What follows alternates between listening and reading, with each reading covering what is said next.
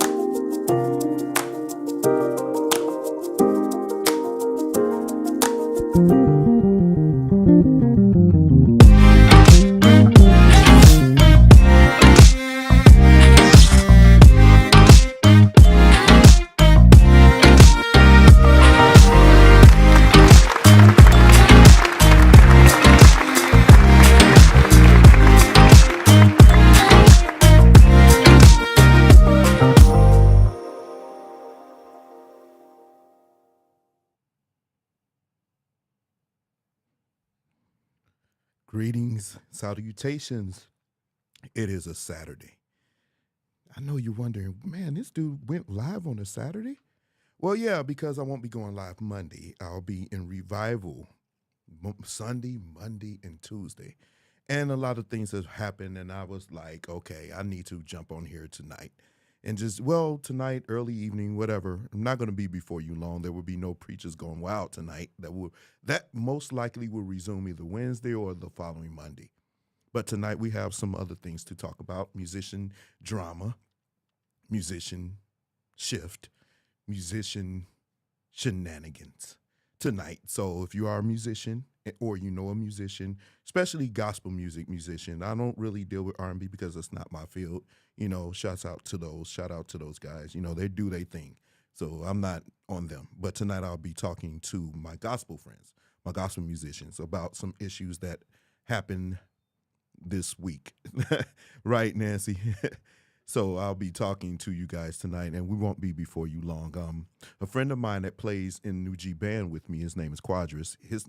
He left a post, and it was funny to me because it was so much irony.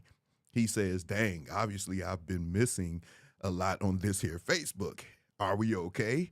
Okay, back to minding my own business.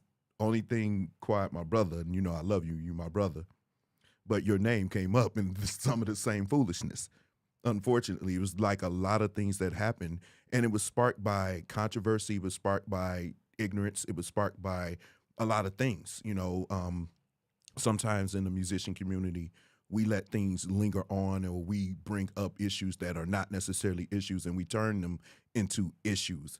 Some people like to spark drama. Some people are drama queens, and it sometimes leads to what up, Samuel? It leads to other things, and we are here to discuss that. I'm not going to be. I have a friend that's very, very good at this thing. He can go. I'm going to take a different approach tonight. I'm going to be more or less in the teaching mode. I'm not going to try to shoot shots at anybody, really, not too many shots. But yeah. But before that happened, I want you guys to see something. It was funny. Somebody sent it to me, and it's not going to wait till the next week. So I want you guys to sit back, join the show, but enjoy this. I don't waste dream. No. Whoa. I'm sorry, everybody. That hurt me too. I don't waste dream that fine. Sorry. That sounded so fucking crazy. I'd always dream that fine. Okay, play it again. Corey, give me the note. Give me the note, Corey. Okay. No, that's not it. Okay, baby.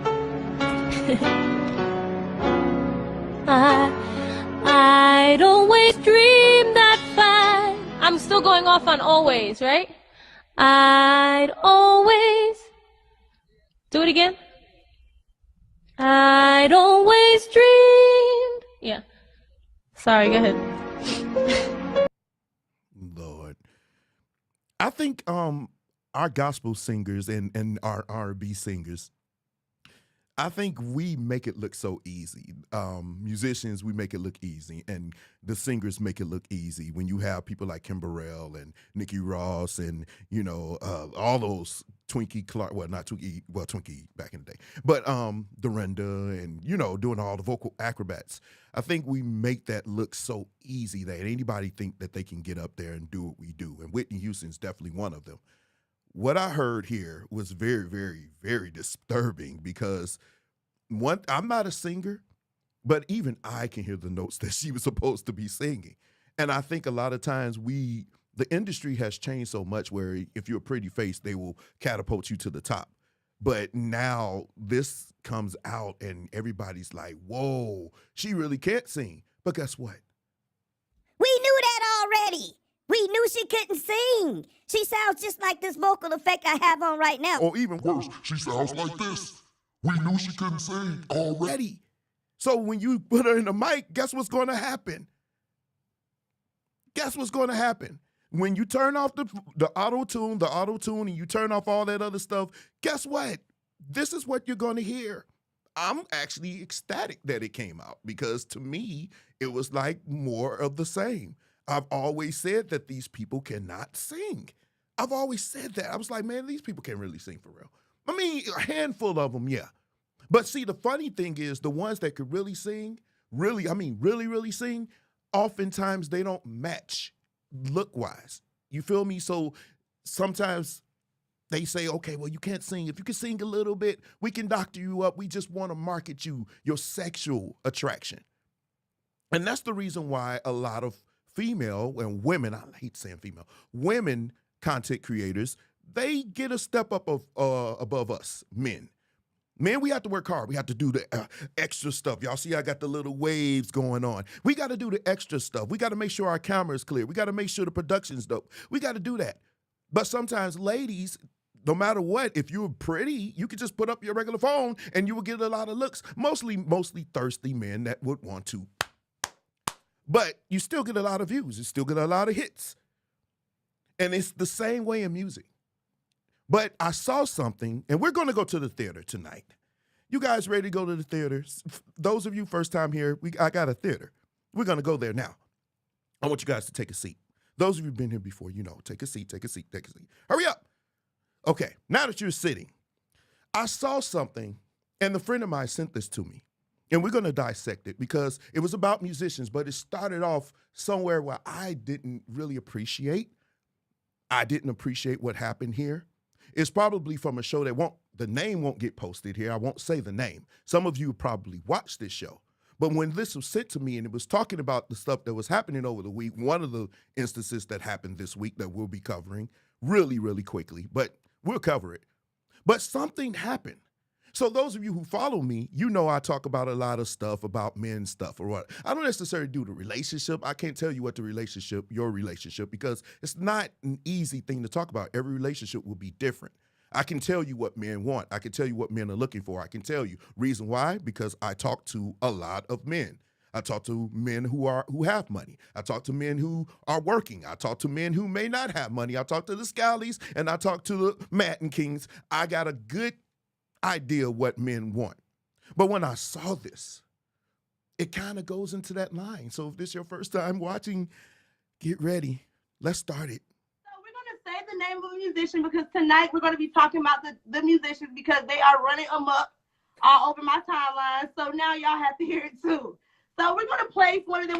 We're going to tell y'all, we're going to decide whether this musician would like them a nasty old alto or a barking soprano, and maybe a tenor if you're nasty. Let's get into it. Okay, so first musician, who is Glenn Gibson dating in the church? A husky alto. I don't even got to think about it.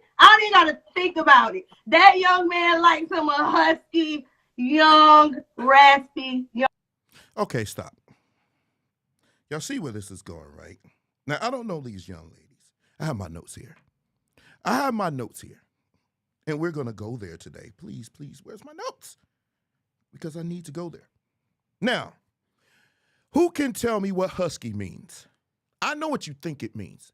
In singing, it means a deep voice, a growling almost voice. But here's the thing. There's also another definition for husky. Husky is a girl who is fat and dangerous, really aggressive. So when you say husky, are you talking about fat women? Are you talking about, because when you say husky, I'm not thinking that you're talking about voice. I mean, yeah, but think about it. How many really, really skinny or really small women have husky voices? I know a couple, but how many really do? What up, Justin? How many do? So when you say he's going to be with a husky, is this where we are? Now, let me ask another question. How many men platforms could do this? How many men platforms could do this? How many men platforms can get on here and say about gospel artists, female artists, and go where they're about to go? You don't know any, except for one, and you're watching that one. But I'm not going to go here tonight. But I just want you guys to sit and watch what's said here. Because it's like, are we serious right now? Because black men, this is one of the things that I cover, the disconnect between black men and black women, especially when you're dealing in modern times, modern women, modern black men. The disconnect it's really ubiquitous. You can see it from a mile away. And you're going to, wow. You can't make this up. Here we go. Lady. A young, raspy, husky alto? Like a lemon head from Kevin Lemon's choir? Or one A lemon head from Kevin Lemon's choir. You hear this, right? You can't make this shift up. A lemon head. Do y'all know what a lemon head is? Now, I know what the streets say a lemon head is. A lemon head is somebody that can suck and falcon, and I use the falcon word. You know what other F word there is. Anybody. So this what we're doing? We're going at choirs, calling them lemon heads and huskies and silverbacks. Well, I call them silverbacks. But here we go. the girls from Vincent Bohannon choir. I don't know. They are both equally husky. Okay. You can't make this shift up. But no, see, the lemon head women are seasoned. They know how to cook. Vincent Bohannon choir girls, they cute. They real pretty and they young, but they husky. So as far as their voices, so I would give him Glenn from New York, so he probably likes somebody from down south. So I would give him a famous husky alto. Thank you. And no tea, no shade, but Glenn liked the preachers. Marissa Farrow. You can't make it up. Now he's sliding in Nita B DMs. Yes, silverbacks are the equivalent. But one thing that I won't do, silverbacks, yeah, I guess that is the equivalent. There are. Very good, Trina. Girl, I'm scared of that. That's what they saying. Somebody say Kevin Lemon's got some big girls, though. Ooh, don't discriminate. We like them thick over here, too. And the musicians love them thick, period. No, we don't. Some musicians will smash anything with 3 hoes. That's true. But the concept is, are they dating them? Are they actually spending anything of value on these women? Are they taking them out? Are they seen in public with them? The answer is no. They're not doing that. There's sneaky links and everything else. That's what they'll do. And they will continue till you stop it. So for you to say musicians love them, no, they don't. And see what? Here's another thing. No, I'm not going to get ahead of myself. Here, let's go. My mama is a thick lady, so let's not even get into it. Put some pearls all the way to the floor and do. Okay, you give me a musician. Okay, let me get my glasses. You can't make it up. Y'all know I'm blind. Okay, go ahead. Give me a musician. Okay, who is Corey Henry dating? Who is Corey Henry getting with us? Come close. A white woman. Here, you can't make this shift up. One thing that I've been seeing a lot of, and I'm going to try to move through this really quick, and I'm gone. I said that. Some of my Gary Indiana is coming out because, when I get animated, it's going to come out. But one of the things that I've seen over the last few months is a lot of our sisters are saying, oh, we're going to divest. We're going to divest. We're going to go to other men. We're going to go to other men. We're going to go there, go here. And you know what I've seen black men, especially successful black men out like me, you know what they're saying? Okay, that's fine. But the second a black man, which, believe it or not, over 80%, almost 85% of black men, especially successful men, we date and marry black women. But the second one of us come out with somebody that's not one of you, it's always some backlash. Why is that? I haven't seen any men on my level as far as, competitiveness, successful degrees, good jobs, with an S, other streams of income. I'm not seeing those men saying, oh, well, you need to come with us. No, because they're okay. They have their pick. But every time a black man comes out, y'all say something like this. I just can't understand that. Okay, I don't want to put my headphones in. I get animated. And so it happens so much. Why is that? Can somebody please answer that question? Why is that when a black man dates outside of our race, it's an issue? But when you do it, nobody said nothing when Serena Williams went out. None of us said anything when Janet Jackson went out. None of us said anything. Why is that?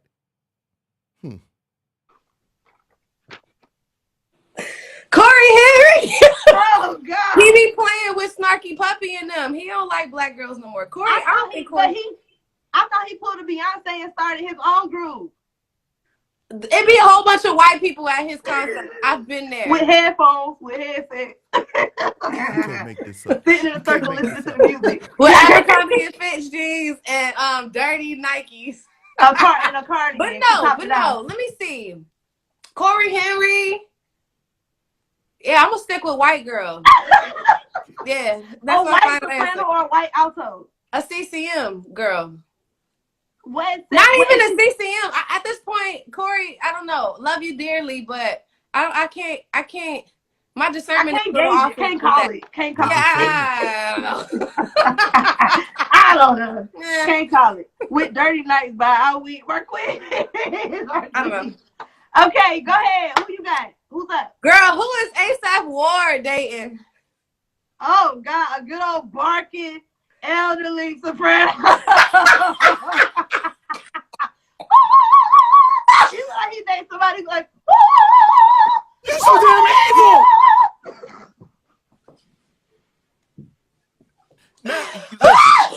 Now, really quick. How old do you think they are? Just throw a number. from left to right. Say left one number, right one number. Throw it out here. How old do you think these women are?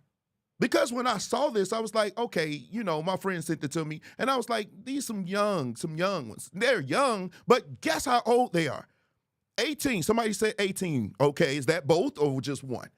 Somebody said 18. 20, 30. Somebody's absolutely close. Okay, I want one more. She said 15. She says 20. The one to the left is 25 that I was told. And the one to the right is 32 years old. 32 years old. Now, there are traits like men like myself, you know, those men who are sophisticated, educated, who have good jobs, musicians who are not on the low, they actually doing things, they're movers, they're shakers. People know them. They have clout that some people who like to chase. Where's my clout chasing thing? I think I got it somewhere. Yeah, some people like to clout chase. But here's the thing. There are traits of a woman like some man like me they don't go for. I like my women educated. I like them classy, right? But there's a word that you want to throw out here, and I'm not attacking them. I'm attacking the behavior, okay? I don't know them. I don't know them. I wouldn't know them if I stepped over them in the street. Really, I don't know them personally. Let me say that. But ratchet, let's see. Attitude or sassy or smart mouth can be childish, rude, obnoxious, disrespectful, aggravating, thinks that they are pretty and everybody owes them something, right? Mean girl, manipulative, indirect. I mean, are these not some of the traits that we are seeing here? And let me ask the fellas, the ones that make over a certain amount. I don't really want to go here, but men, if you were trying to seek for a wife, are these traits of a woman that you would want? So before this reaches you and you think you're going to roast me, whatever, make sure you tell your audience that you're speaking to somebody who has a bachelor's from Penn State. I have 2 masters and I graduated magna cum laude. So I have multiple streams. I'm not your every ordinary day musician that you think you can rip up, okay? I'm not that person, but I'm speaking to this behavior. Men that you would seek to have don't want this kind of woman. We don't want that kind of woman. Musicians will, oh wait, where you at? Where Captain America? He's somewhere. Smash. We'll do that. But outside of that, taking you home, starting a family with you with this behavior, it's not what we're looking for. Amen lights. Girl! How she sing? How she sing? You can't make this shit up. You can't make it up. And you know he got him in the studio doing overdubs with Kim Burrell. And Richard Smallwood pissing me off. And you know his pants is real hemmed. With a crease in it. Oh, and God. a big jacket. Oh, Ooh, ASAP. Jesus. Stop. Now I'm glad we're here. A few minutes ago, they said we like them thick. Musicians like them big. Ladies and gentlemen, let me say this to you, and I mean this with all sincerity. Why is it that when you are big and rotund, we have to say you're thick?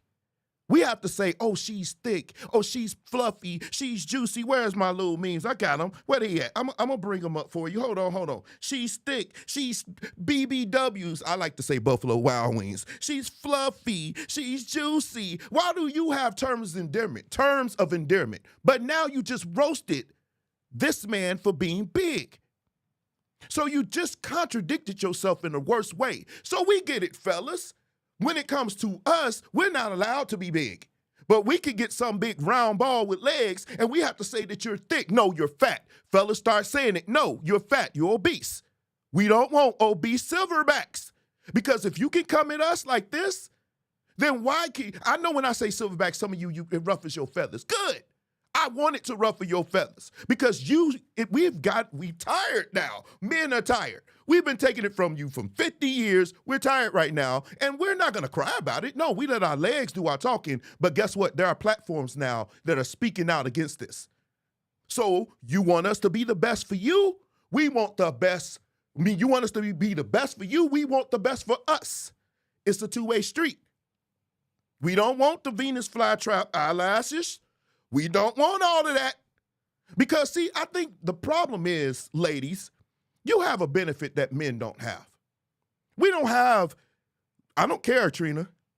We don't have the benefit of makeup. You can go to bed looking like a werewolf, and 2 hours in the mirror with some concealer and all that stuff, you'll look different. Men, the only thing we have is little enhancements for our haircuts to make it look crisp, which is going to wear off in like a couple hours. That's all we have. What you see is what you get with us. And I think because you can hide behind filters and makeup and fake hair, you think, oh God, that makes me so much better. No, what do you look like under that? Because you wouldn't talk so much if you could walk around every day without makeup. You wouldn't be so high to light up men like that. That's just my opinion.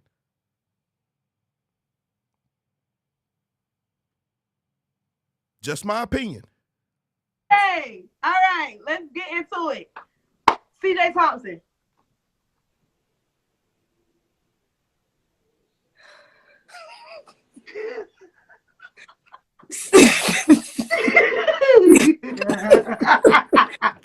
It's up. You can't make it up. I think CJ is actually dating somebody in sin. I don't think CJ want a church girl. You know what? I can see it. A girl that can't sing, she toned I'm up. not messing with you. Ooh, that's good. But she loves Summer Walker. Oh, yeah. And Janae Aiko, Yeah. get into it, yeah. Get into it, yeah. And she say period all the time. We see you. Period. She be like, period. She be wearing Skims. Okay, girl. And Fashion Nova gone. Her. Yeah. Okay, last one. Who? Hey. Give me somebody good. I don't even know these musicians no more. Who is Jaden Brown dating? Who? Jaden who? Brown, ain't that his last name? You talking about my friend? You about to get slapped. Jaden name is Jaden Arnold. Will you please? Oh! Christian name is Christian Brown. It's the way you merge their names together. I mixed them together. Who is Jaden Arnold dating? Me.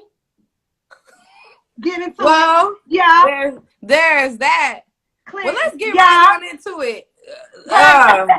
Let me tell you something. You music. Okay, now they're about to get into what I'm going to dig into. Pause. Whoa, shoot.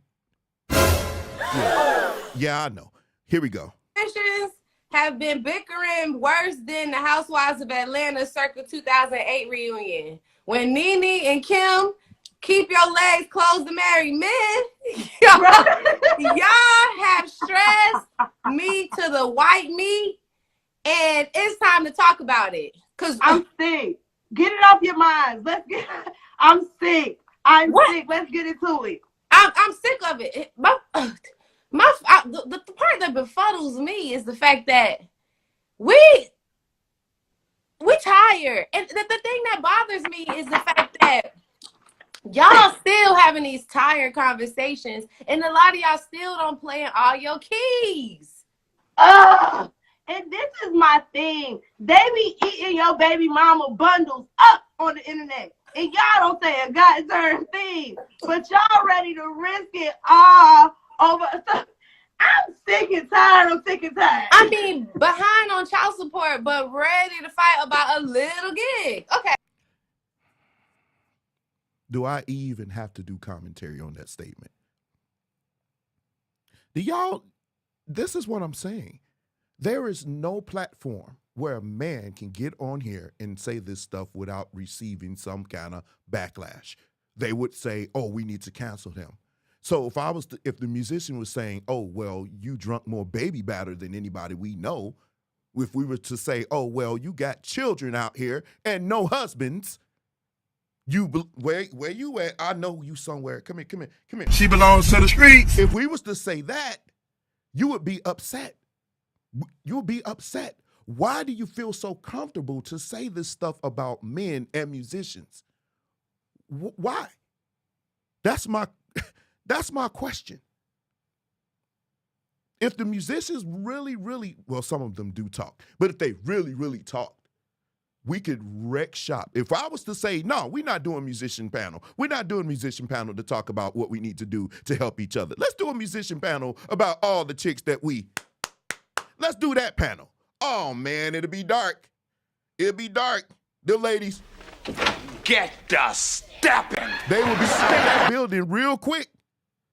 Because most of you will probably feel uncomfortable. I don't feel good. My stomach hurt. I bet you it does. You drinking all that milk.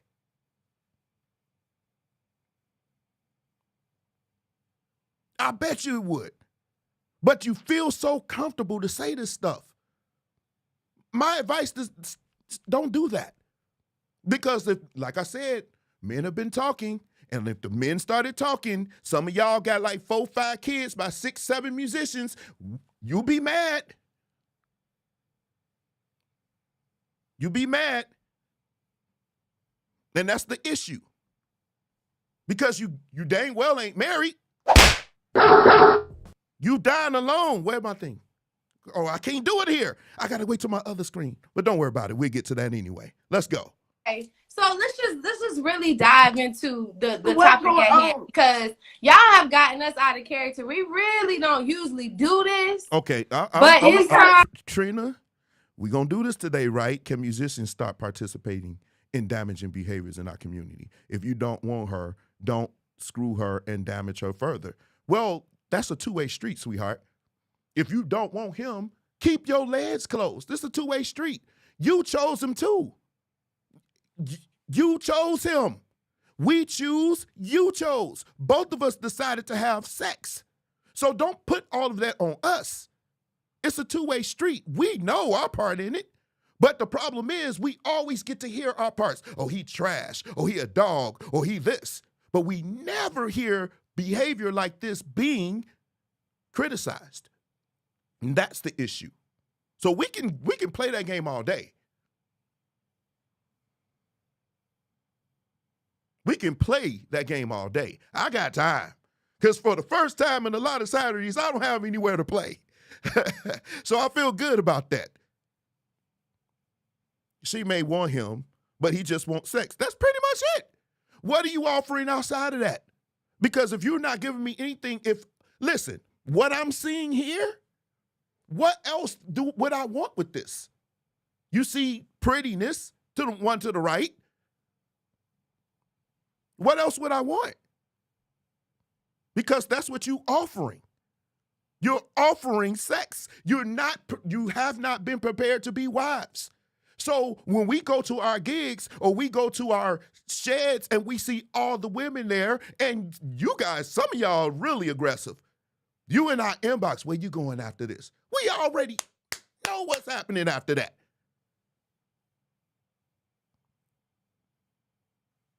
One thing I'm not going to do over here, I'm not going to sit up here and let people just come in and blame men all day. We know our part. We know. But you have never been held accountable. And most of y'all, you're dodging accountability like the Matrix. So every time we say something, oh, you try to deflect and put it back on us, the shaming, the insults.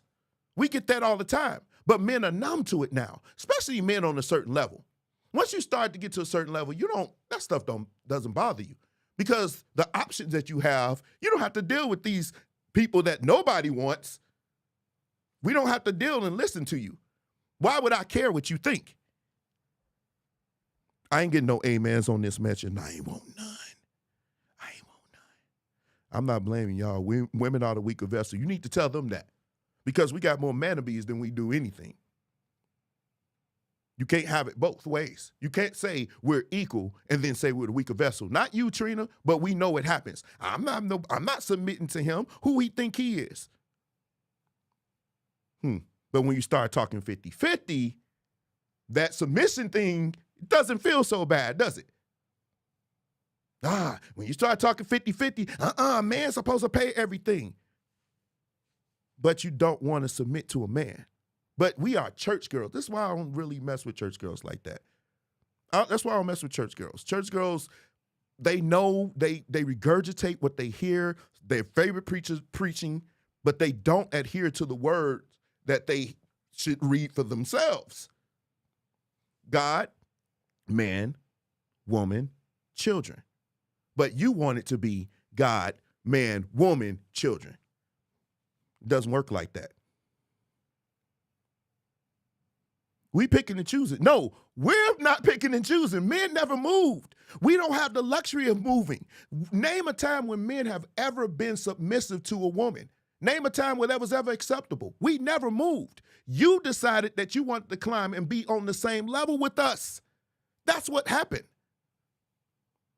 That's what happened. Let's go. To really talk about the issue. So, Leah, break it down for us. All right. So I don't know if y'all have all been on Facebook, but the two parties in question are Mr. Joseph Pryor and Mr. Quentin Jackson. I think that I've gathered that his name is Quentin Jackson. Jackson and Jackson on Facebook. Right. Okay. So I'm going to actually take y'all over. Do you want me to show the video? I'm not showing the video. I'll clip that out, by the way. Okay, yeah. We're going to walk over to the computer so we can get into it, yeah. But basically, Jackson and Jackson posted a video, and we really need to get into y'all repurposing people's content to prove a point. But here is the video. I'm gonna make it full screen. Okay, let's break this down for a second. Before you do that, so here's the very important thing. 3 things that I really want us to break down is opinion. We're going to talk about all of these things from different perspectives, and I definitely want, we always laugh, and there's going to be some comedic relief to this, but I really want to denounce this undertone and this bully community, and it's just a lot of things to break down in this topic and this whatever. But so we want to discuss opinion, fact, and approach, right? And I think all 3 things stand true with this situation, because everybody's entitled to an opinion, but every opinion doesn't result in a fact, right? And both of those things can be received depending on your approach, right? So the caption alone, I want to discuss this Jackson and Jackson guy has been a thorn in my left ass cheek for years. I'll tell you why. It's because I think a lot of the times, sometimes truth can be buried in the wrong approach. And I think that he is this person that is screaming, pick me. I want to be a part of this musician community, this system that's bigger than me that I don't feel like I fit into. But instead of just humbling myself and expressing that way and finding a way of passage, I attack people. And even though it's my opinion, my approach is errored, right? And people call it trolling. People call it clout chasing. Whatever the case may be, a lot of the times if you ignore the messenger, sometimes the message is opinion and sometimes it be right. Some things that he says, it just be clouded in the wrong approach, judgment. It's just his approach is off, in my opinion. One other case in point that I want to pinpoint here is the fact that the artist that this particular musician was playing for posted it. I think that speaks volumes, because I got it. we can all say, my opinion could be, oh, he was killing. Another person's opinion can be like, yo, he was doing too much, or I don't understand that musically. All opinions, whatever. But the important part and the key point to this is the fact that the artist that he was playing for posted it, gave him the green light to do that, and he did it. So, boom, right? So, come on, smart girl, break it down for the people. Okay, thank you. All right. So, where do you want to start? But, fellas, my musician friends that are watching, We knew this already. I mean, those of us who have been in the surface realm any length of time, we know this. We've been saying this for years. We know this. And every now and then he needs to be checked. And every now and then I do check him. Some of the other guys check him. Now, I know there are some people that go overboard, and he does too. Yes, he does make great points. I will tell him that. Yeah, you made a great point every now and then. But most of the time when he says something, I put this. This is dumb because some of the things he's saying is dumb. It makes no sense. Or the way he's doing it makes no sense. It's a way you can talk to people without coming across to be a butthole. And we're going to talk about that. That's the biggest thing that I see happening in the gospel music community. I don't really deal with R&B. Some of my friends that work in R&B, they can talk about that. But yeah, they're right. I got to give them, they bring in facts right now. I agree with what they're saying. Let's see what they say going forward. Because it's a lot of things. It's so much to unpack. But okay, let's talk about the initial post in itself. Okay. And why the initial post was offensive. Okay, I want to preface this by saying this. Y'all pick and choose when people are qualified to give their opinion or who is qualified to give their opinion on something, no matter what their resume is or how high up they are. Y'all pick and choose when people are allowed to have their opinion. Now, however, I am a fan of doing things tastefully. When you are going to do something. Let me stop. Okay, that's true in any industry, whether it's basketball, football, whether it's anything. The people with the most experience, the people with the most expertise, the people who have the most qualifications, their opinions will always trump somebody else's. It's no different in the music community at all. If I've been playing gospel music for 30 years and I get in and I've been playing, people know I can play. If I leave an opinion, people are going to say, hey, we're going to take him at his word. We don't pick and choose. This is the order. This is the way it should be. Because if someone is saying that we don't even know if they can play very well, if they are leaving harsh criticisms, then the ones that are there that are established, we are going to check them. And some of the other ones will check them because they're going to say, who are you? That should be because you have not paid any dues. You see what I'm saying? We don't know you. We can't vouch for you. So your opinion, if it's valid, we'll say, yeah, it's valid. But harsh criticism, you got to watch that because you can't give harsh criticism when you don't have the credentials to do so. The higher up you go, the harsher you can be with your criticism because you have a resume. It should be that way. You have to earn your spot to be there. You have to pay your dues. You can't just come in off the street and say, hey, you're doing this, No, it doesn't work like that, and it shouldn't. It should not work that way. We paid the dues. We laid the foundation. These guys, RC, all the surfer, Black Surfer, all these guys that are doing it, how dare you come and criticize us harshly and we can't find you anywhere? Because the first thing we're going to do is do our research. Okay, who is this dude talking? It should be that way. It should be that way.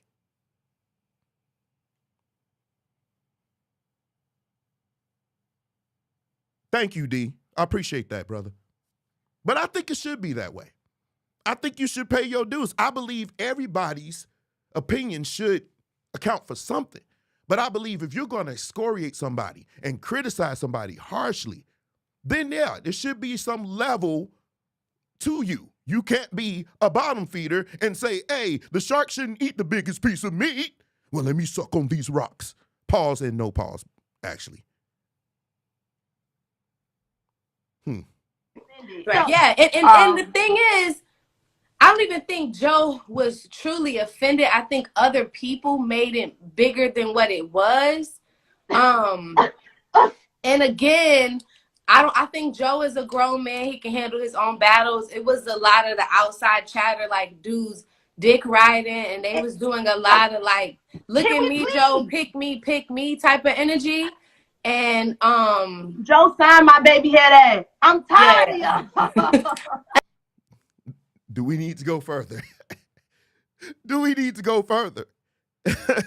you hear how free this is, right? So those of you who are in my comment section saying I shouldn't say some things, you freaking kidding me right now?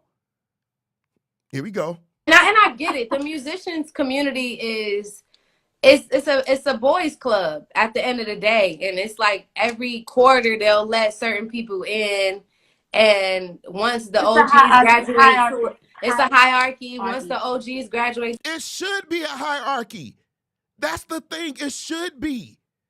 You cannot just come into the community and run stuff if you don't have a resume. It should be that way in every industry. It's like that in every industry.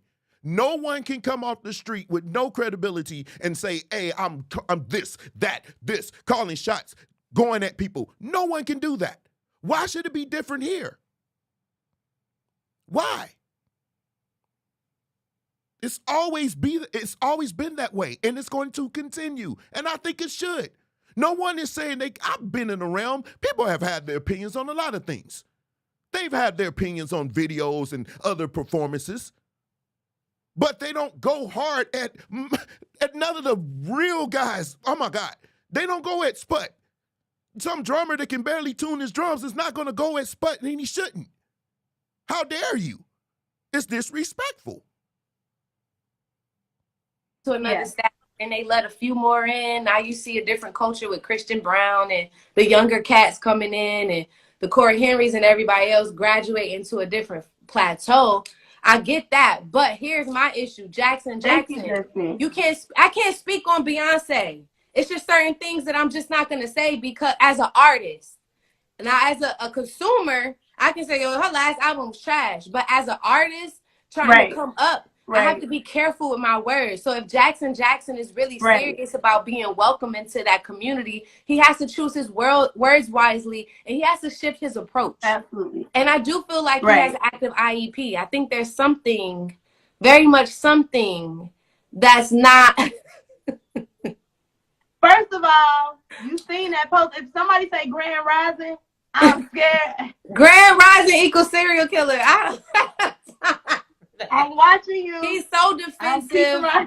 Yeah, he's so defensive. He's so like, I don't know. And it's an underlying issue. He's hurt. He just feels like he's hurt. It's like a child, a person who was excluded from these elitists that the musicians, and I know we want to get into that, but the musicians have a clique, and that's just like if you're a singer and you know the praise team has a clique, you start to build up resentment towards that thing that you want to be a part of. So I don't really see him critiquing a lot of other musicians. I heard that he got into it about CJ Thompson, so I don't see him critiquing. Yeah, you gotta. The thing is, I think your opinion about him is isolated because you really don't. You're not in that Facebook group. If you in that Facebook group, I do think he's icky. Trust me, he does give. No, what I'm saying is the magnitude. You haven't witnessed the magnitude of his trolling. Yeah, you're right. He does it in the Black Surfers realm, and if you in Black Surfers realm, you have a different disdain for him because it's not just this isolated issue with him. It's been a lot of like back and forth. It's been a lot of different things. And my issue with the musicians community is y'all giving nobody too much attention. Like, we already know his tactics. We already know things that he says. We already know how he's coming. We already know him. Let's stop. Okay. I agree with this. You know, I'm going to give her a little hand clap right here. She's absolutely right. Here's the problem. We give a nobody too much attention. I agree. Then, ma'am, let me ask you this question. Why was he on your show a couple of weeks ago with Kevin Stansel if we giving him a platform? Why was he on your show? You gave a nobody a platform. You say we listened to him, but he was on your show. So which one is it? You can't tell us what to ignore and then you turn around and do the same thing. You know what that makes you? That makes you a hypocrite because you're doing the same thing you're telling us not to do. Now, I agree to a certain extent. We should not give people, we should ignore them. Most times I do. Most times I do ignore. But sometimes I can't. When you call me a goofy ass, then I'm going to have to come on there. I'm going to address you because that's how I am. When you come telling me I can't say what to your face, people who know me from Gary, no, that's not true. That's all cap. I have to address you. You have to be checked. You need to know your facts before you start talking. And people who are not on that level, that's how you know, because they start running their mouth. They don't know what they're talking about. You don't know what's in my pockets. You don't know anything about people. You take shots at people personally, and that ain't cool. It's not your job to tell them what they should and should not do on a platform. You're singling these people out. You can go in their inbox and give them information. If you feel like my production is not good, you come in my inbox and say, yo, D, I don't like that camera you're using. I think you use too many colors. Tell me in my inbox and you helping me. Going in a platform where there's thousands of people, 1,000 musicians, put me on blast like that, that's not how you do it. But one thing's for dang sure, if you come on this platform, it's going to be us going back and forth with facts. And the thing is, he does drop facts. He does drop gems. But it's like she said, and I agree, it's how you do it. It's absolutely how you do it. And that's the biggest issue. Because a lot of us, we do this stuff. We say, oh my God, we're going to go at you. I'm going at him. And yeah, we do give you a voice. It makes somebody feel important. Because it was so funny because he did this I Believe challenge. He started it. And he did and people were laughing at it. I didn't think it was funny. I thought it was very tasteless. I mean, some people thought it was hilarious. I have a different, my sense of humor is a little different. My sense of humor is a little different. I didn't find that funny. But I guess it got back to Jonathan Nelson because he did his own little thing. He did the I Believe challenge, which is funny to me. This is hilarious. Hilarious. This to me is the most hilarious thing I've ever seen. 5,000 cash. You see this? But see, that's how you troll a troll. You say, okay, I'm gonna put your mouth pretty much, but we don't want to talk about mouth. That's like plausible. So let's not do that. But $5K, if you can win. I thought it was too, D. I agree with you. I thought it was too. But I was like, yo, is this really happening? So some people did theirs, and I saw a couple, Black Surfer did his. It was amazing. I didn't want to watch this guy. I didn't want to watch it, but people were saying it was great. It was great. It was great. So I watched it. It was okay. I don't think it's not good enough to win. But see, my thing is this. If I'm going to go at somebody and I say your production should be better, your camera should be better, your backgrounds, you could do things, make your show a little bit more presentable, right? If I'm going to do that, I'm going to demonstrate this. When Kevin Hayden said something about my show, he was, saying lighting and all this stuff. I actually listened and I upgraded what I'm doing here, right? So you mean to tell me all this talking you did and you put this video up with just your profile pic and some whatever background, and here's the most important thing about this challenge. We did not see you playing. We didn't see you playing. If I'm going to do a video, you're going to see me playing. And most of the time, you're going to see, if I'm splitting bass, you're going to see me play everything. How does this look? Because y'all don't know. I produced a record back in, 2004. And I play keyboard on there. And here's the thing, I'm not a keyboard player. So it took me forever to do these lines and everything else. Anybody that can program very well can do lines. If you're a halfway decent musician, you can do lines. I want to see you play it. I want to see you play it. And me, I was like, okay, it was okay. It was more like a Sunday afternoon musical kind of vibe to it. It was okay. Some people was like, man, this is actually dope. See, this is where my opinion kind of trumps because I've been in the game too long. Well, too long. Yeah, it has been too long. But still, I've been in the game a long time. And when I heard it, I was like, but I was really disappointed in the production of it, the video quality. That's what I was disappointed in. I was expecting with everything you say about everybody else video, you mean to tell me you couldn't do this? You couldn't use your phone camera? You couldn't do that, my boy? Because if I'm doing it, I'm turning on this camera, I'm going to turn on my other good camera, I'm going to have like 3, 4, 5 cameras up in here from different angles, and you're going to see it. All of them got great lenses. So that's what I was expecting to see. See, when you give criticism, it's not what you say, it's what you do. It's what you do. If you're going to give me criticism, I expect you to show me, not talk, because now I'm not going to take you seriously. I'm not going to take you seriously. I'm so tired of this thing. I should have used my wireless ones. But I don't know, 5K? See, 5K is nothing, no offense, but 5K is not a lot of money to me. It's not. It's like, I mean, it's fun. If you want to just do it just for fun, that's fine. Some of you may need 5K for your air mattress, like Kevin would say. But nevertheless, I'm not hurting for 5K.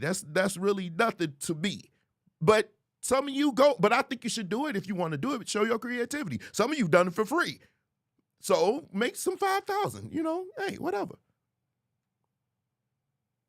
I haven't seen a winner of either. I don't think it's happened yet. I don't think it's gone down yet, Tyrone. I don't think it's gone down yet. But since we're talking about opinions, there was something else that happened.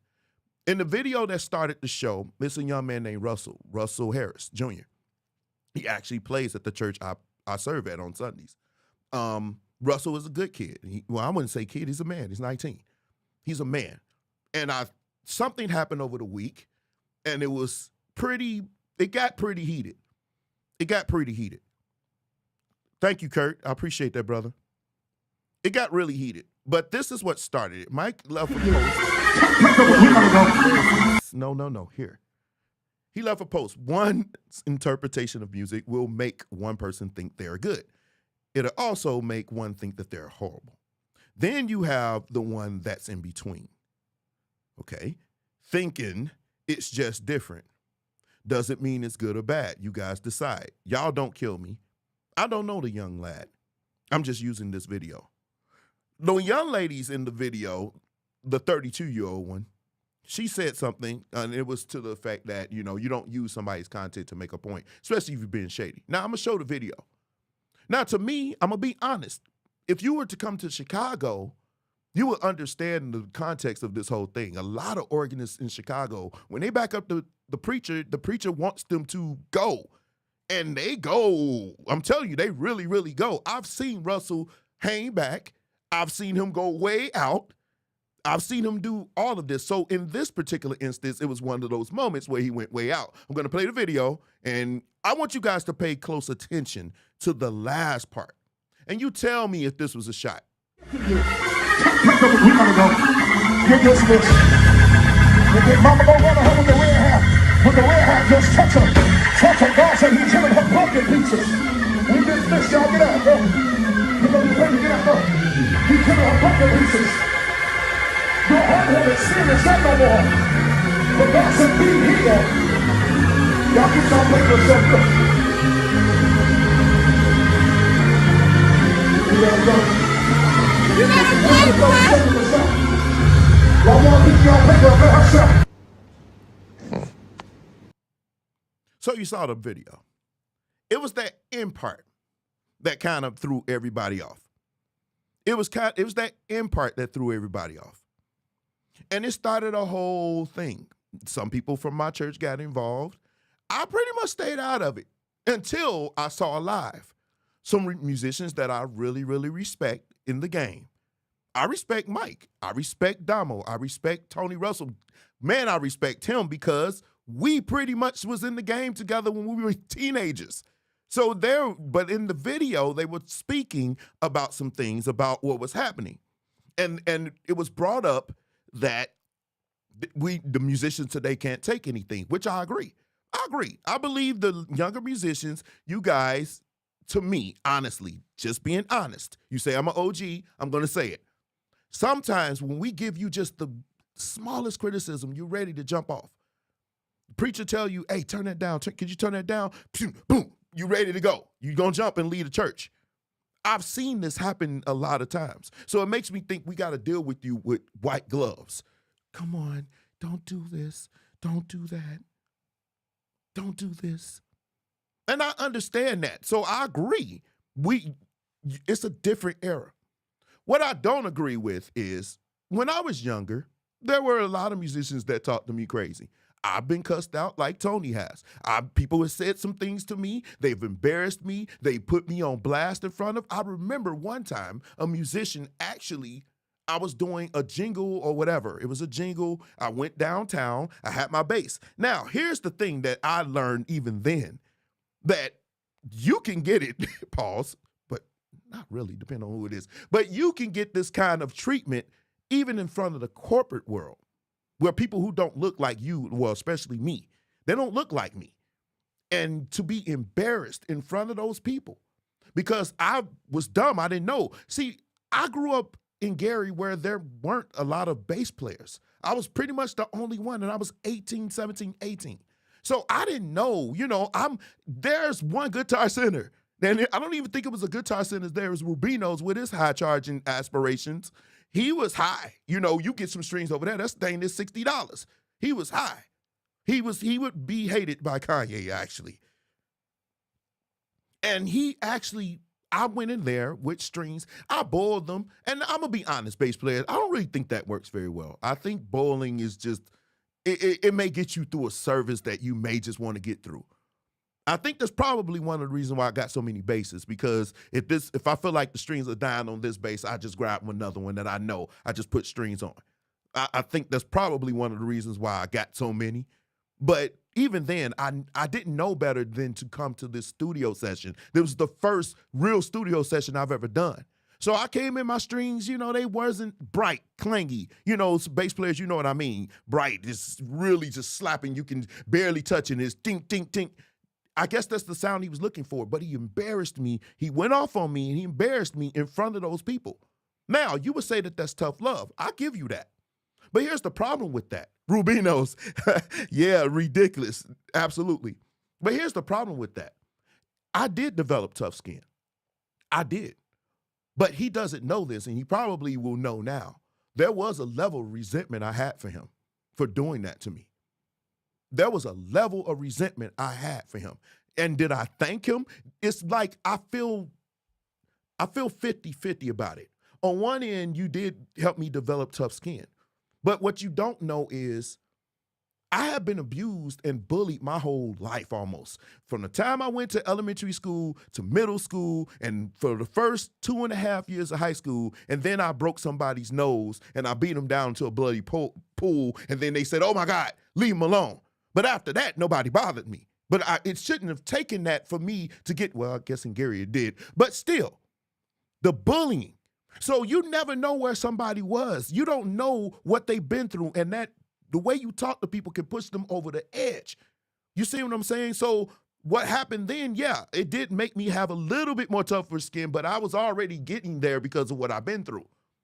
But on the other end, it was like you were being a butthole for no reason. And here, well, I'm not gonna go there. But you were being a butthole. So let's talk about that. See, here's the thing. We are confusing what tough love and abuse is. Tough love is defined as promotion of one's person's welfare, especially that of an addict, child, or criminal, by enforcing certain constraints on them or requiring them to take responsibility for their actions. That is what tough love is. You know what tough love is? You show up to my rehearsal late and I send you home. That's tough love. You show up out of uniform, I dock you $100. That's tough love. You see what I'm saying? That's tough love. I'm holding you accountable. The proper way to do that, if you are going to go there with me with your words, the proper way to do that was to pull me out in the hall or somewhere and say, hey, man, you don't come in here like that. That's disrespectful. You kind of put me on such and such and such. Now, I would have taken that, and there wouldn't have been no resent. It was the fact that you did this in front of people in a full studio. That's abuse. What is abuse? Mental abuse. Acts that can cause someone to feel insulted or demeaned or wear down someone's self-esteem. The way you talk to people, the way you go at people as OGs, we need to learn that.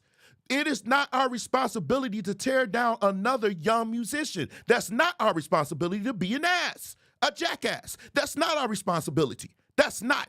If you are making these people feel low, then you're not doing your job.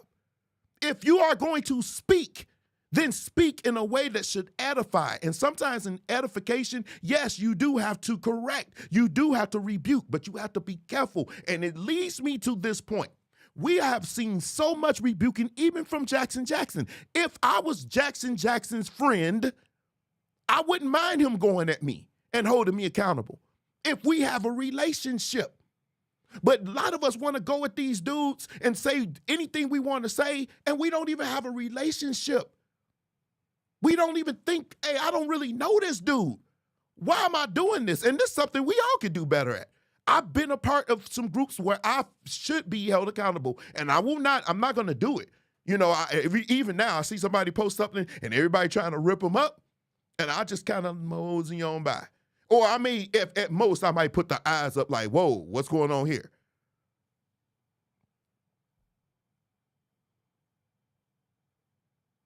But I think that's what's been happening. What we've called tough love is nothing but abuse. You don't have to cuss me out and call me out my name for you to tell me my bass should be in tune and I need to be more professional. You don't have to embarrass me in front of thousands of people for you to get your point across to me, especially if I'm young, especially if I'm learning. You could make these people, if I'm going to correct you, I want to build a relationship with you that you feel you can come to me. Those of us who've had parents that were involved in our lives, we can go to our parents. But some parents are not like that. I work in childcare. I see it. Some kids don't want to go to their parents because they know it's always going to be something bad that happened to them. They know they're going to get a whooping. They're going to get cussed out. They know this. When you are taking on a role of leadership as an OG, whatever that is, then guess what? It's your responsibility to treat them with respect that you would want your own.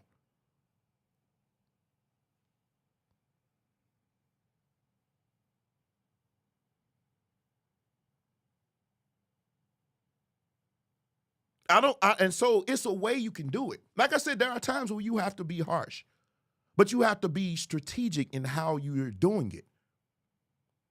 That's what I'm seeing happening. And I'm really, honestly, I'm getting to the point where I'm really seeing it. And I'm really understanding why the younger generation is like, I don't want to even talk to the OGs, because if all I'm getting from you is the sword and I'm not getting anything else from you, why would I want to respect you anyway? And it has been a disconnect. It has been a disconnect between the OGs and the younger musicians. For a host of reasons. It ain't just this, but it's a host of reasons. This is just one. I stay on topic, so we can delve into the other ones.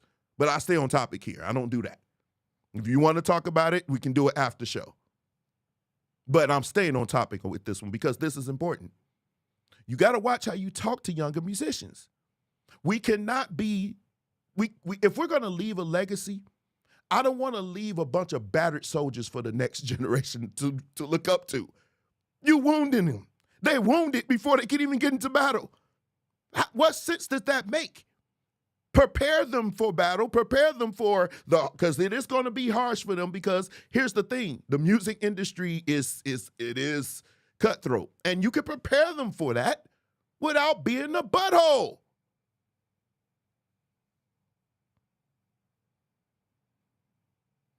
Let me read what you're saying. You want me to speak to this. There are some that don't want to listen and they feel the game and they're going to give in. Yeah, right. And what did the Bible say to do to those people? The Bible tell you what to do. You're supposed to leave them alone. If they don't want to listen to you, then, it is what it is. If they don't want to listen to your words, they want to do what they want to do, then, you tried. You tried. But I just don't, where I'm at with it, I'm not going to cuss you out. I'm not going to put you on blast. I'm not going to do all of that, because what I've experienced in my life was abuse. That's what it was. And it did make my skin tougher, but it also left me a little bitter towards some people, because during that time, now I'm like, okay, thank you. You helped me, but good Lord, did you really have to call me a stinking a-hole in front of all these people because I was playing basketball and I came to rehearsal? Did you really have to do that? Did you really have to do that? And it leads me to this. Let's flip this thing. Rexel left a status, and it said this. if I can get to it. Come on. Why are you not working? Okay. We owe it to the younger generation of musicians to encourage them in every way possible. Tell me if you agree with this statement. For the OGs, do we owe it to them? Do we owe it to them?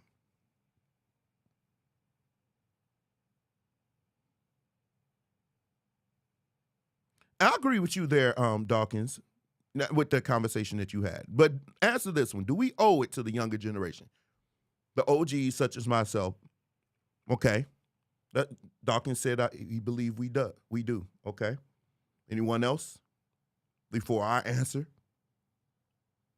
And I understand where Rexel was going. Rexel is somebody else that I respect, and I actually like Rexel. We cool. Here's what I think. I think the leaders do. I think if you are a leader, every OG is not a leader. Every OG is not somebody that I would even look up to. I believe every OG doesn't have this responsibility. I believe if you are a leader in the community and you've taken that mantle to be a leader in the community, I believe it is your responsibility. I believe, because that to me is no different than somebody saying, I should father a child that's not mine. To me, it's not your responsibility to do that. It's not. It is not. Especially if you're not asked. Everybody can't be a leader. That's just like saying everybody should be a pastor or everybody should be a preacher. No. Some people just should be cleaning up the church. That's not your responsibility to do that. You shouldn't, let me say, unless, of course, you're asked. If they come and ask you, brother, what do you think about this? Then, of course, don't be a butthole. But it's not your responsibility off rip to do that. No, it's not. No. Now, having said that, here it is. Here it is. Y'all ready? Every OG has the responsibility to be a role model. Why? Whether you want to or not. Charles Barkley learned that lesson. Whether you want to or not, you're a role model depending on who you are. If you are somebody like Mike Burrell, you are a role model. People watching what you do, and they're going to take their cues from you. And everything that you do, from the mundane to the monumental, they're going to look at you and say, hey, he's doing it, so it's okay. So in that regard, every OG has a responsibility. You have a responsibility to behave and be respectful in every way, because these younger musicians are taking their cue from you. But see, this is not a conversation that we want to have, because if you out here being ratchet and doing everything under the sun, I don't really give a damn what you say about me to encourage me, because what you're doing is speaking volumes about who you are. So if I can't tell you to encourage you, and then I'm out here got 3 kids by 3 different women, and I'm married, what good is that? What good is that? Because the role model part, they're watching you. I'm not saying be perfect. Come on now. Nobody's going to be perfect. You're going to do some stuff. We're going to do some dumb stuff till the day we die. But your responsibility to be a role model is your responsibility. To be a good example. The Bible doesn't speak about everybody being a leader, but you still should shine your light. That goes for everybody. That's everybody. That's a responsibility that everybody in the gospel community as a musician, if you're an OG, that's a responsibility that you can't even buck. You can't circumvent that. That is with you. Especially you can't want the greatness of you being on record after record or gig after gig or people seeing you and admiring your ability and then say, oh, well, I'm just going to do everything I want to do. I'm going to rob, kill, pillage. I'm going to do all of this. But I didn't say nothing. I thought they said actions speak louder.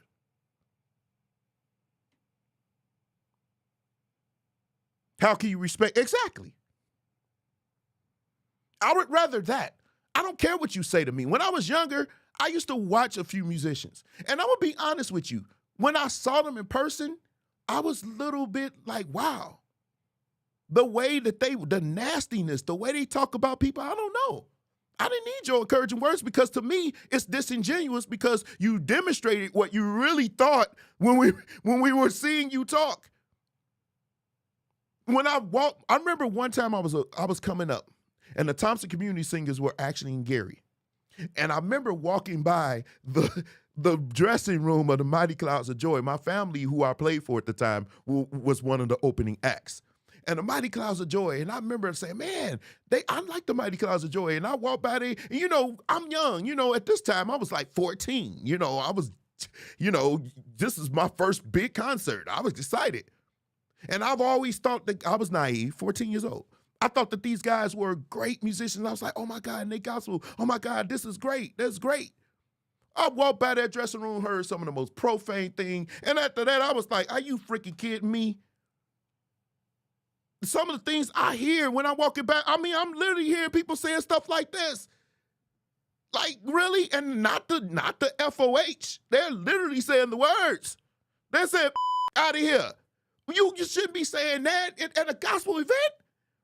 So I learned even at a younger age, if they came out that room and said, hey, man, you sound really good, I still would have been like, okay, encouraged, but I'm like, good Lord, you represent something I'm trying to be, and this is what you demonstrated. And this is what we need to do as OGs. This is just my opinion. I hope nobody's offended. That's not my intention. But this is what I think we should do. I think we should lead by example. I think we should mentor some musicians if the opportunity presents itself. But everybody's not a leader. Everybody can't speak. Everybody cannot speak and articulate themselves in a way that they can even understand. Maybe I don't want people to leave me and be like, the fucking was he talking about? So this is where I'm at with it.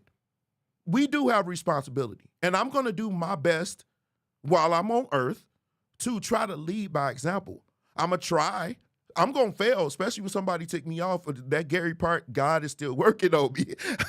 I still got a little Gary, Indiana. I don't live in Gary, Indiana no more. I kind of moved away. I'm like the Jeffersons, but still.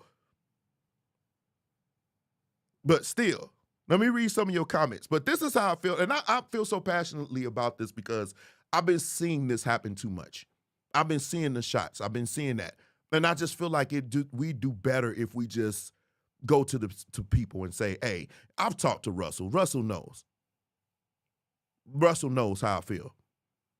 And the way you correct people, and this just the nugget, you encourage, you correct, and you encourage. It's almost like a prayer. You open up with praise. You ask God, you know, first you got to ask for forgiveness and all that. Don't come unclean. But you get what I'm know. You get when I'm going. But you always do that. You give them encouragement. How do you do that? Man, I saw you playing for Jonathan Nelson, man. That was dope, man. You sound real good, man. Hey, well, what you was doing, you kind of took away from what the singers were doing because you did like a 16-bar run. You took over and you shifted the attention from the singers to you. But it was the most magnificent thing I've ever heard in my life. You killed that dude. Oh my God, that was dope. You see how I did that? You gave them encouragement. You told them what you felt, the honest opinion. And then you followed up with something that they don't feel bad about. Because now they're going to walk away and say, you know what, I'm going to address that. I'm going to address that. And that's how you correct. If I'd have came to him and be like, man, what the hell was you playing? That sound like trash. Hey, girl, walk away. I'm talking to him. Get your dumb tail over here. That was stupid. Don't you ever do nothing that dumb no more. Sit your dumb tail down and learn something. Let me show you something. Y'all young people, y'all stupid. Y'all get on my nerves. Y'all the worst musicians I ever seen. When I was coming up, we did this. We played in the pocket. I don't know what you doing. No. Hey, close that door. Hey, man, come up here. Would you have played this junk like this? Listen to this stupid dude. He did... You see how that could demean this person. That could make this person be like, man, dang. And if he really, really respects me, I just shattered him. And my excuse is I'm building him up. That's my excuse. That's what I'm saying. It is a fine line. I get it. It is a fine line. And that's why you need to be a leader to say, I'm the one to encourage. Because leaders know how to tightrope that line. False leaders don't. We're going to cross that line and tear it up. But leaders know, I cannot go this far with this young man. I don't know him. I didn't raise him. And lo and behold, if he don't have a father and he looking up to me, even though that's incredibly I don't like that. You put that responsibility on me, but a lot of these musicians do look up to me like an uncle, big brother figure. I didn't ask for it, but guess what? Dang it, it's in my lap now, and I have the responsibility to make sure I'm not shattering them. It's in my lap. I have to take this and go with it. Once that dude calls me big bro, and I know him personally, he looks to me to be his big bro. That's something that you cannot walk away. There is no way you can walk away from that. So now it's in your lap. But if you're not a leader, you should probably be like, nah, man, we're just brothers together. But if you know you are a leader, you better take that and run with it because he's really, really watching you. That means he really, really respects you. That means he really, really respects you. And it's been too many. We get that from preachers. A lot of these musicians don't even know how to take correction because all they get is the whip. Bam, bam, bam. Pause. Oh, Jesus, that's a super pause. Wait, where you at, Whitehead? Let me let Whitehead do it for me. Pause. Pause. There we go. Let me ask you this. Why is this only happening in the gospel and the other why is this only happening in gospel other genres? I need a better understanding. I wish I knew, man. I just think because maybe we have a history of just rebuking. When I was younger, you'd be like, oh, you going to hell, you going to hell, you going to hell. I knew more about hell than I knew about heaven coming up. I knew I didn't want to go there, even though I participated in a lot of things that would have sent me there right away. But I knew I didn't want to go. I think that's what we've been trained to do. We've been trained to just rebuke, and reprove, whatever that means. We don't even know reprove. We don't restore. We don't know that. Only thing we know is rebuke and chasten. We know that. And I think that's the part that has permeated throughout the gospel community from our churches. Especially if you grew up Pentecostal like I did. You got that whooping all the time. And I think that's where it started. And you're right. The few times that I have played R&B, the environment was actually a little less stressful. The few times I don't play R&B, I'm a proud gospel musician. And I'm okay with that. I don't care if it makes money. I got multiple streams. I don't care. I love gospel music. I knew gospel music my whole life. My mom used to play records. I know it. But one thing in church, it was very toxic, where people would just throw you in hell. You wearing pants, you're going to hell. You're going to hell. Well, dude, now here's the thing, Kurt. When I was playing drums, I started on drums. Now, don't ever put me on drums now. I'm absolutely the worst drummer in the history of drumming. I think Jackson is actually worse than me. But nevertheless, I'm a horrible drummer, right? That's saying a lot. No shots, Jackson. I'm sorry. But I can't play. But back in Miracle Temple Church of God in Christ on the corner of 13th and Clay, Gary, Indiana, 46403, when you playing the drums and the other drummer come in late, he grab your hand, hit the cymbal, and move you off and start playing. You just standing there while he just took over the whole set. That's embarrassing. That's embarrassing. One of the OGs I reminds me. Richard Gibbs, okay. That Richard Gibbs is the man. And like I said, there are times where you need to bring the sword.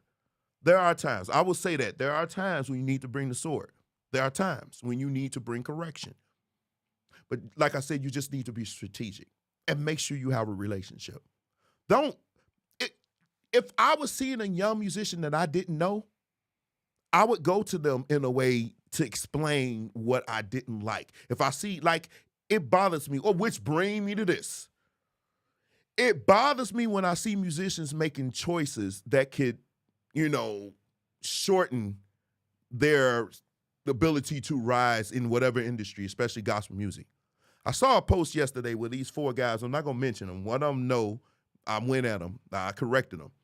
But it's the dumbest thing in the world for you to be in gospel music and you want to play gospel music. Well, dang it, I always see you in church playing. You in church. You don't play R&B. Nobody's calling you. You don't play R&B. You don't play pop. You don't play Latin. You don't play big band. You don't play bluegrass. You don't play death metal or health metal. You just play at church.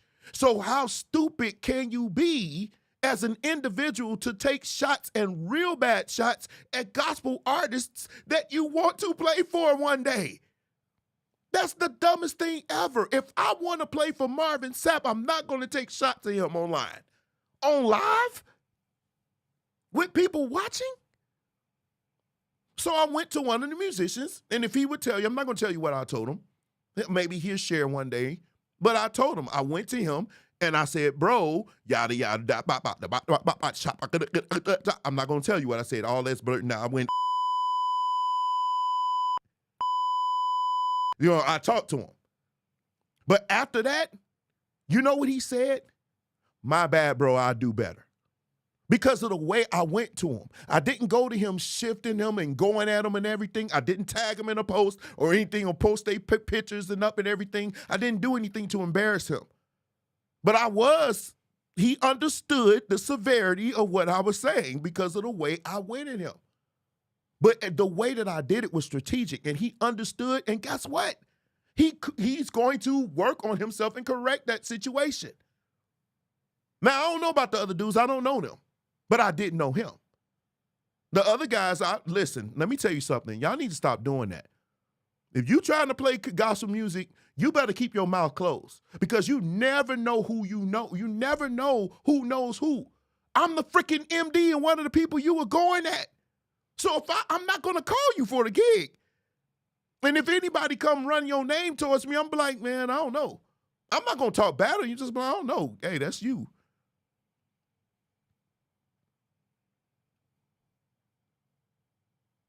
I don't know, but I'm glad y'all joined me. Did y'all enjoy the show? Did you enjoy the show? And that's all I got to say. Let me read some of your comments. Thank you, Nancy. I'm going to take out this chat thing, and I'm going to read your comments, some of your comments. Oh, let me see what you're saying, Harold. We're no longer in the push off the instrument phase or embarrass you in front of other folks' phase. No, we're not. We have to adapt to our way of correction. This younger generation phase is in either talk or correct me properly or leave me alone. I agree. I agree with that. It's a different dispensation. I agree. Let me read some more of your comments. You guys were pretty, I'm scared to ask this. Oh, God. I'm scared to ask this. But when I first started, I transposed. But then when I got to the church that had an upright, I stopped. But now we have some that transpose. Thoughts on that? I did a whole session with somebody that transposed. And the way I feel about it, as long as I don't think it's off, I think when you start to transpose like really, really crazy, I think the timbre is off. You can hear it starts to sound real teeny and stuff like that. When it starts to get on my nerves, I'm like, hey, you at least learn some different inversions of it. But I don't really care. But now having said that, that person that does a lot of transposing needs to be careful on how harsh he or she criticizes another musician that plays keys fluently. So he cannot go at an Asaph or another or Doobie or any other keyboard player about their choices when you only can play in one key. You lose that ability to do that. I'm sorry. You lose that ability to do that. Thank you, Terrell. I'm going to read another comment before I jump off. I'm not a musician, but I think this conversation is applicable in so many. It is. I think it's applicable in many other industry. I don't really talk about my day job or my other situation, anything else that I'm doing, because I don't want to bore y'all. But the techie talk would be too much for you. Those of you who know IT or computers, you probably be like, oh yeah, let's talk about it. But yeah, it is applicable in multiple industries. You're right. Chris Terry, you here? Oh, yeah. Hey, man, Twinkie Clark used to do that junk too, y'all. Can y'all imagine you playing the organ, she just slide over, come here. Wait, where my vibrator one at? Come here. She move you off the organ. Yeah, I mean, she hasn't done that in years, though. But, yeah, she used to be one that do it. Now, let me read. It's so much work to learn all keys. It's not really. Those keyboard players that play, they I had a cousin, my cousin Jason actually used to play in keys, his weakest keys during service so he can learn how to play in those keys. I don't think it's too difficult. I just think you need to have a mind to want to get better. I think if you have a mind to improve, it comes better. People don't know this, but I used to slap on ballads because my walking speed wasn't that good. So on the ballad, I mean, I used to slap so much it's almost like clapping cheeks. I used to slap so much. Like, seriously. I used to slap so much till it wasn't even funny. I mean, I slap now, but I slap now, but nevertheless, I used to slap like crazy. But I had to learn how to be a walk bass player. And even one thing I will say, I love the younger generation because you inspire me so much. I learn from you as you learn from me. Some of my approaches that I do now, I learned from some of you. Some of you I've learned from. RC I've learned from. Morgan, the younger bass player, Khalil. I mean, I've learned so much from you guys. Keep doing your thing. We learn from you. I think this thing is really bigger than what you can imagine. Because listening to you guys inspires me so that you make me want to practice. I look at one of your videos and I'm like, how the hell did he pull that off? And then I'll practice it, be like, oh, that was dope. I'm not gonna steal your chops. I'm not gonna do that. I don't do that. But I like some of the stuff that you guys are doing. You guys are amazing. You guys are amazing. I think, well, I'm not gonna do that tonight. Nope. Let me see what you say. Yeah, you got here super late. I got a situation I would love to inbox you. Okay, inbox me, Chris. I'm about to jump off of here. I'm about to buy me something to eat, man. What was you slapping bass? Dude, yes. My father, God rest his soul, used to lead Perfect Peace. I will keep you in perfect. They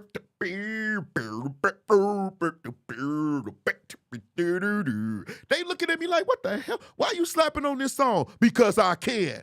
Why you slapping on this song? Why you slapping on this song? Because I can. I used to slap on everything because I couldn't walk. That was my weakest thing. So when y'all hear me on Faint Not, that was my coming out party. That was the fastest bump I ever played in life. But by then, I had gotten so much better at walking. And even now, I'm learning so much. Man, listen, I'm still learning. But playing the bass, I love it so much, but you always are learning. I slapped. That's a nice color shirt. Thank you, Trina. Thank you, sweetheart. You still a pest. You still a pest. But no, I just wanted to encourage you guys. I hope you enjoyed the show. Wait, a lot of keys are natural. A and G. Listen, I hate playing the E because I tune B flat. So it's B flat, E flat, A flat, C sharp, or D flat. I hate E because it's right here. First fret. It's hard to get around that thing. Jesus. Hey, bass players, real quick. Show me. I'm going to tune in A tomorrow. People say tune in A. I'm going to tune in A tomorrow. I might go live from church if y'all want to see it. I might go live and post it. I'm going to play an A. I'm going to tune down the A for the first time in the service, full service. I tune down the A, play a couple of songs, and I'm like, nah, go back to B flat. But I'm going to tune down the A tomorrow. Everybody said try it. I'm out of school now, so I'm ready for the pastor. Yes, oh God, that is what's to come is better than what's been. He slapped on that song, but that bass, Jesus Christ, that bass sounds so good. He could have slapped all day on that. And I'm gonna Pause. Yeah, I know. Where do you play it? I play at Powerhouse Chicago. It's in they got a live though. Archbishop William Hudson. We go live, so don't get there that early. So anyway, I have to go. I gotta get something to eat, y'all. I gotta go from standard. Yeah, I do now. My jazz sets, when I play jazz, I haven't played jazz set in a long time though. I need to get up with a jazz band. Anybody in Chicago need a bass player? And that's the crazy thing. Let me say this. I laugh so much when people say, hey man, he just played church. What they don't know is I started on jazz. I play jazz. That's my number one. Gospel music is what I came to love, but I started on jazz. That was my first thing. It's jazz band, bass on jazz. My first major production was in high school, Little Shop of Horrors. But I'm gospel. I love gospel. It's in my blood. This is what I do. It's what I'm most known for. But I started on jazz. So when people say, he only played gospel, he only knows how to play gospel. I messed Kevin Hayden up one time. We were at a gig, and I was playing R&B. And he looks at Kevin and said, I didn't know you could play R&B. And that's crazy because I can play all of that, but I just love gospel music. I got so much love for gospel. I ain't going nowhere. I don't play bass, so it might sound crazy, but I want to learn that next. Go ahead. You started on, I didn't start on no tambourine. Jazz is wonderful. I love jazz. I can't do that now. Leonard Razor will play jazz. That dude, oh my God. Chicago is just on something different, y'all. I mean, y'all looking at Russell. Russell's amazing. Russell is amazing. And Leonard, I'm not dry hating, but Leonard Razor is a monster. That dude he's not from Earth. You got to run the search for Leonard Razor. He's not from Earth. He's from another planet. And God is like, I don't know where he came from. I didn't make him. God is even like, I had nothing to do with him. But I talked to God. God said, I didn't make him. I don't know what you're talking about. Leonard's from somewhere else. Russell is amazing. No, look at what are you saying? I'm trying to find it. How do you tune down a key? You just loosen up. Oh! Yeah, I'm sorry. Jesus. You tune the other way. Tune the other way. That's what I mean. Dude, Jesus, I don't want to do that. But I think I got to go. I really got to go. I'm about to play my music and get out of here. I got to get out of here. Next show is, I think I'm going to do one Wednesday. Because Preachers Gone Wild is going to be crazy. We're going to talk about some stuff. But I didn't want to do Preachers Gone Wild today. I just wanted to jump right into the conversation. And we got a full show, okay? So, but I love you guys. I'm about to jump off of here. You know that music. Those of you watching the show. I'm going to be nice. Oh yeah, I always say this. Love your people. Tell them I love you. We had some people that passed, and let's pray for these people that listen, their loved ones is going in transition. But I love you. But I'm about to jump off of here. Don't go. Just stay